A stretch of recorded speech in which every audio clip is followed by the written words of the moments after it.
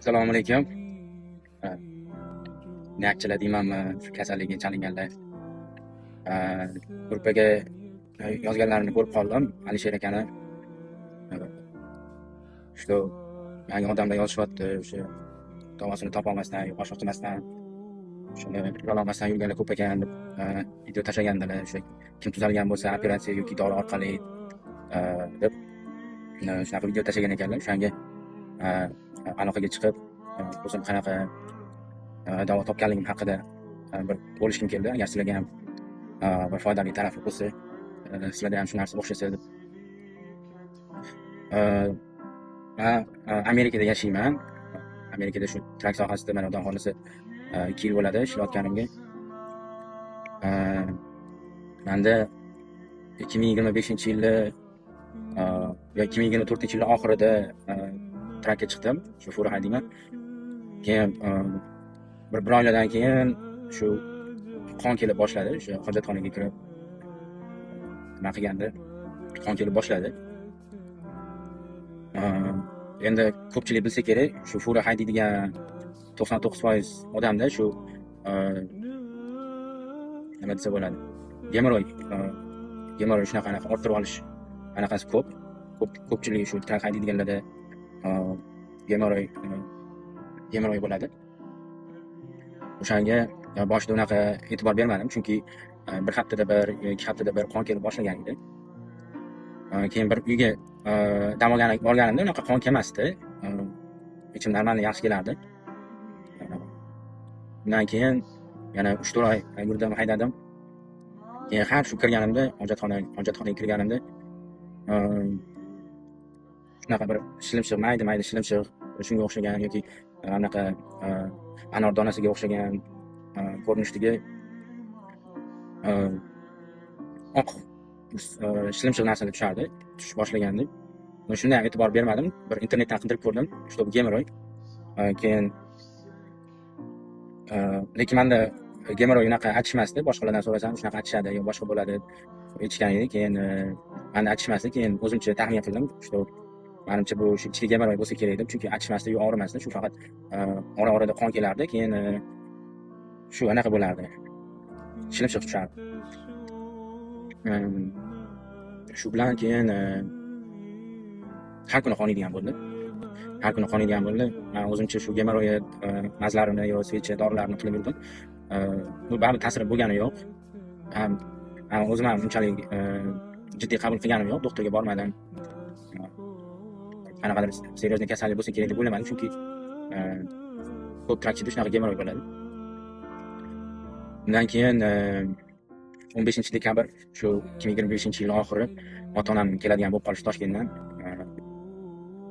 Men bilet olib o'sha Kaliforniyaga uchib ketadigan bo'lib, uyim Kaliforniyada.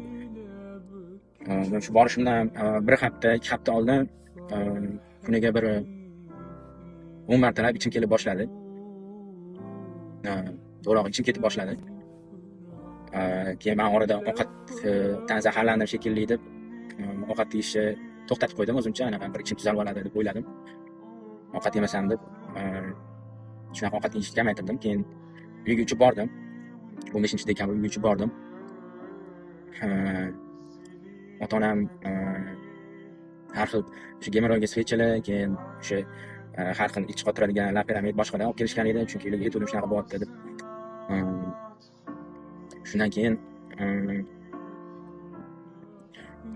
ota-onam menga chani sodani bankaga solib turib ichirishdi, shu bu tutasan, shu ichingda nima mikrobiom infeksiya bo'lsa, shu tushib ketadi, iching yaxshi bo'lib ketadi deb ana qilishdi.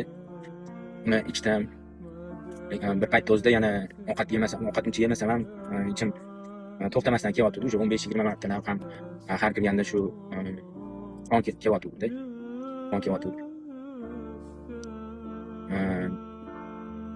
Keyin u o'shani ichganimdan keyin qusdim, keyin yana ichirishdi, yana 1 litr ichirishdi. Uni ham qusdim, keyin qusishim to'xtamadi. Mana shu to'xtagani yo'q. Keyin 5-6 kundan keyin ham hali ham qusyapman, ovqat yemayapman. Yana ichim kelyapti ham, har kirganimda faqat shu top-toza o'sha qon tushib boshladi. Hech qanaqa bir unaqa axlat yo'q, lekin faqat qon tushadi, qornim og'riydi. kunim shu hojatxonada qo'limda mana bunaqa chelikni ushlab olib shunaqa o'tdi.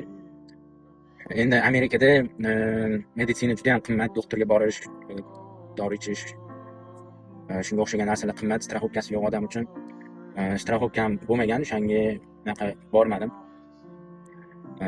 Lekin yana 2-3 kun o'tgandan keyin juda ham og'ir ahvolga kelib qoldim. O'sha tushdan ketish darajasiga yetadigan darajada keyin juda ham ko'p vez tashladim. Bir 20-22 kilo atrofi shu vez tashladim shu 3 hafta oralig'ida. Juda ham ozib ketdim. Keyin shu bilan ekstremniy holatlarda shu doktorga borsa bo'ladi. Shunaqa ekstremniy anaqasiga komnatasiga olib kirdi. Bizda qanaqa deyiladi, reanimatsion deydimi, o'shanaqa joyga olib kirdi. Keyin o'sha ko'nglimni aynichish to'xtatadigan dorilar berdi. Keyin nima bo'layotganini so'radi menda. Shunaqa ishda ishlayman, gemoroyim bor, tushuntirdim. Lekin mana shunaqa ota-ona ichim ketib boshladi. Keyin ovqatdan zaharlandim deb o'ylab, shunaqa chayni suv ichgan edim. O'shandan keyin mana shunaqa bo'lib qoldim, aytdim. Ular analizni olishdi, ko'nglimni aynishni to'xtatishdi. Keyin uyga jo'natib yuborishdi. Ikkita dori yozib. Lekin uyga ketgandan keyin kechasi yana boshlandi shu narsa. Boshladim yana to'xtovsiz.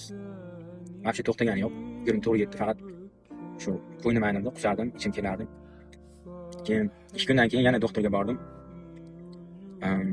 Ular meni MRI deydimi, bilmayman nima deydi, shunaqa nimasiga yotqizib, o'sha binafsha nur ostida shu ko'rishdi ichimni.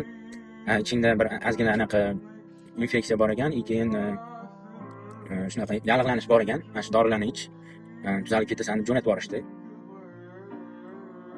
Yana ko'nglim aynishni to'xtatib jo'natib yuborishdi.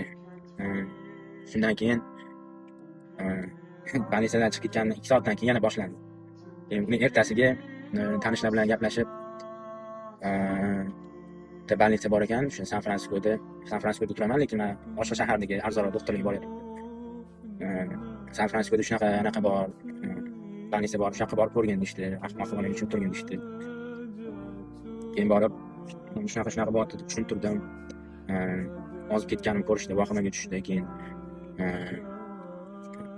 seni yotqizish kerak deyishdi, больницада yotishing kerak deyishdi. Meni strafovkam yo'q, anaqa qila olmayman, men pulni to'la olmayman desam, pulini keyin to'layverasan, lekin bunaqa holda qo'yib yubora olmaymiz deb olib qolishdi. Keyin o'sha yerda keyin analizlar olishdi, qondan, axlatdan, siydikdan, og'izdan, hamma yoqdan analiz olib, keyin seni kolonoskopiyaga tushirish kerak deyishdi. Chunki bu yoqda rak bo'lishi mumkin deb, ichak raki bo'lgan bo'lishi mumkin deb taxmin qilishdi. Shunaqa tushuntirib, ozgina vahimaga tushdim. Shunaqangi og'ir holat dedim. Даже ota-onamga ham, ayolimga ham, yon atrofimdagi hammaga baqirib, jahl qilib boshlagan edim. Chunki juda ham og'ir o'tuvdi-da o'sha kasallik paytim. Keyin nima ish qilasan deyishdi, hammasini aytdim. Shunaqa gemoroy deb o'ylayapman. Bunaqa seriyoz emasdir dedim. Keyin kolonoskopiya qilishdi. Kolonoskopiyada o'sha yarali kolit aniqlandi. Shunaqa kasallik bor ekan deb aniqlashdi. Keyin yana bir 3 xil virus topishdi. Qizil o'ngachda, oshqozonda, yana boshqa bir anaqada infeksiya topishdi. Shu infeksiyaga qarshi dorilar, keyin steroidlar berib boshlashdi. U steroid nima qiladi ekan, u immunitetni tushirib, shu kasallikni tez bosishga yordam beradigan dori ekan. O'shalarni berib boshlashdi. Больницada bir 18 yo 20 kun yotdim. Hech qanaqa ovqat olganim yo'q, ichib olganim yo'q. Mana shu kapelnitsada bir qanaqadir yo'qligini bilib, o'shanda anaqa kerakli minerallar, odam yashash uchun kerakli minerallarni jo'natib turishdi.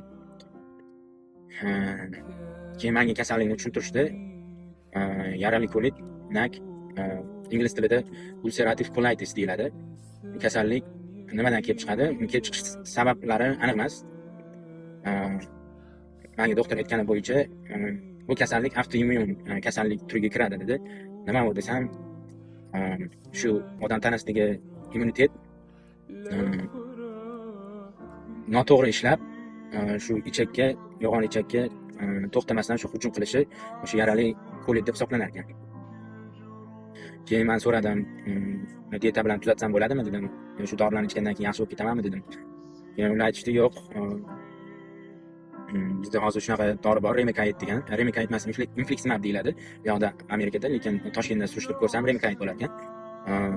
O'shani o'sha bir dozada yuboramiz, kapelnitsa qilib, undan keyin 2 haftadan keyin yana bir doza olasan, keyin 2 oydan keyin bir doza olasan, keyin har 2 oyda kelib o'sha dozani olib yurishing kerak. Infliximab, Remicade olib yurishing kerak. Bo'lmasa qaytalanib qolasan, saniki o'ta og'ir ahvolda. Yana agar ozgina kech qolganingda o'sha ichiklaringda teshik paydo bo'lib, undan og'ir ahvolga kelish, ichida qonash holati kuzatilishi mumkin. O'limga yetib borishi mumkin deyishgan edi, agar ozgina kech qolsang, shunaqa deb aytishdi. Keyin men xo'p dedim. Balisidan chiqqandan keyin shu 2 haftadan keyin kelib yana o'sha dorini olib ketdim. Undan keyin pulim yetgani yo'q. Pulim yetmadi chunki ishlamayapman. Yana strafobka ham ololmayman chunki Amerikada menga strafobka bermaydi. Vaziyatim shunaqada. Shundan keyin shu 2 haftadan keyin kelib oldim shuni. Undan keyin olmadim. Keyin o'zimcha o'yladim. Bir YouTube'da doktor Shichanov videolarini ko'rib, kommentariylarga kirib o'qisam, bu yoqda men dieta qilaman, o'sha dietadan dori ichmasdan ham tuzalib ketaman degan kommentlarni o'qidim. Ozgina umid paydo bo'ldi, shunaqa dieta qilib yursam bo'ldi ekan deb. Faqat shu ilikli sho'rva, suvini o'zi, guruch, keyin shunga o'xshash ovqatlarni yeb dieta qilib o'zimcha nima qildim. Lekin bir 2 oy o'tgandan keyin yana ichim ketib qaytalana boshladi. Boshida menimcha ovqatdan zaharlanib qoldim deb o'yladim yana o'sha paytda. Keyin yana lap